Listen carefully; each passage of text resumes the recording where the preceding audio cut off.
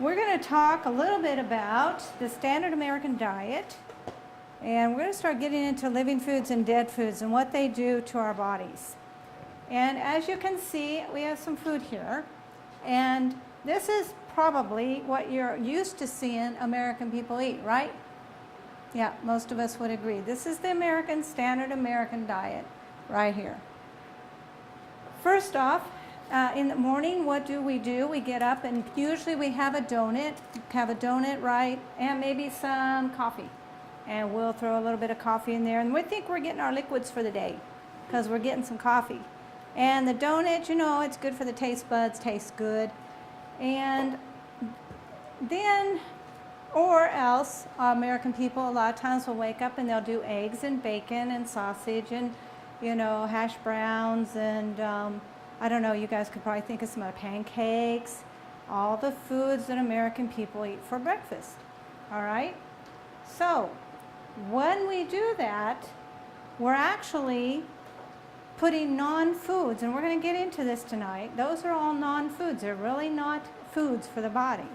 And also, we'll talk more about it later, but breakfast is really, everybody says we need that breakfast to get us through the day. We need that for energy.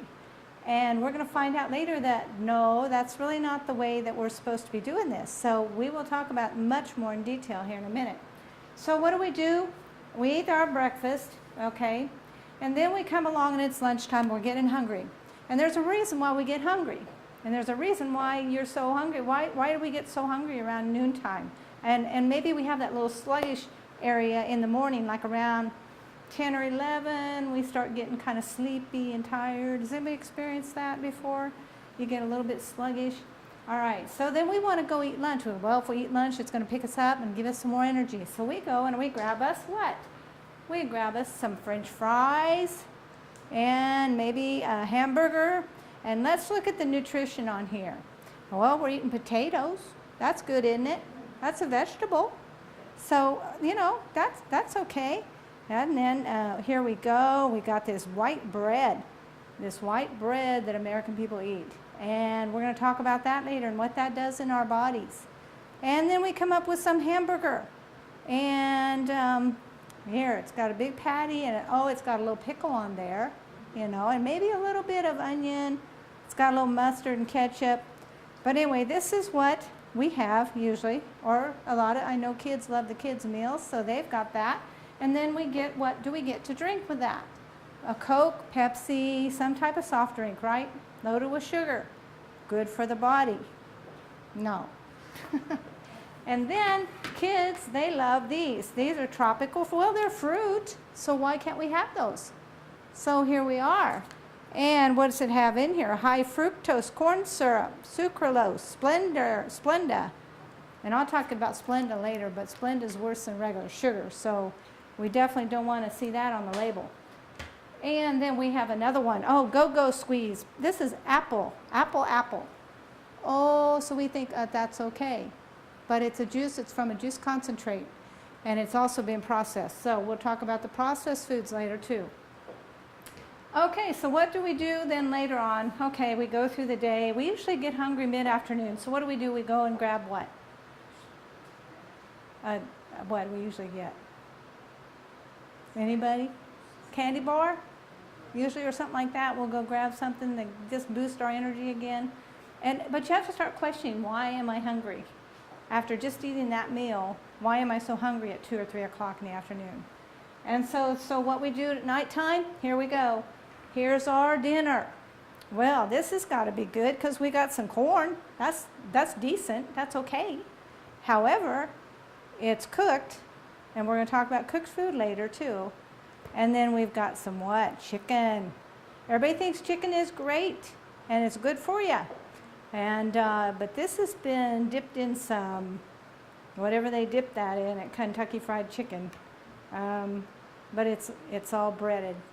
So then we've got some good mashed potatoes. There again, you've got some vegetable there, and then you've got your gravy on top.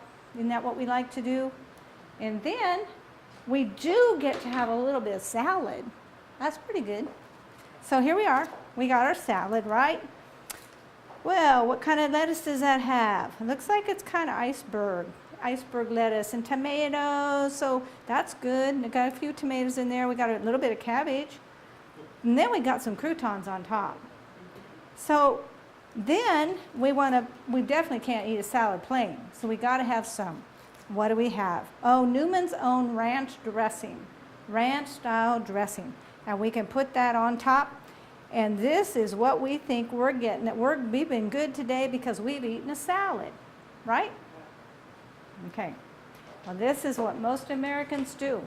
And then they have to top it off with a dessert. You got to always have a dessert, right? Americans always have to have dessert. So what do we get? We get an apple pie. How about that? Well, it's got apple in it. Okay. You guys get my gist? You get my gist here? You understand what I'm saying about the American diet? All of this food right here, for one thing, most of it is what? Yeah. It's what? Processed. But it's also what? Is it alive? No, dead. It's dead. It's cooked food. It's dead food. And what about all of the Coke and all that? Sugar. Refined sugar.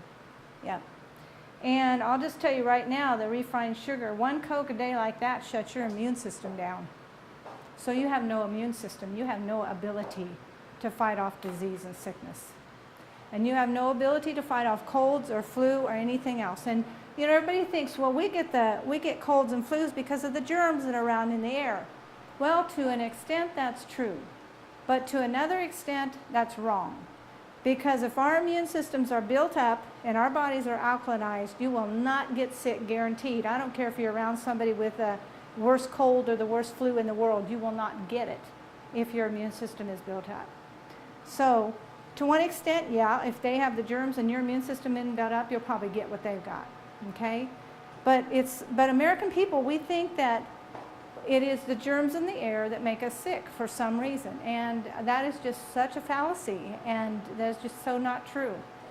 And I don't know what the doctors or anyone else thinks about all these diseases in America today, but we can walk out our front door and see somebody either obese, overweight, somebody in a walker, somebody in a wheelchair, somebody that, just you can look all around you and see a lot of sick people. You can't go to Walmart without seeing somebody sick. And that did not happen 30 years ago or somewhere around there. At least when I was growing up, I did not see a lot of sick people. Did you guys? It's so prevalent today. And it's like we have to stop and ask ourselves, why? What is going on? And why hasn't everybody figured this out? It's not that hard.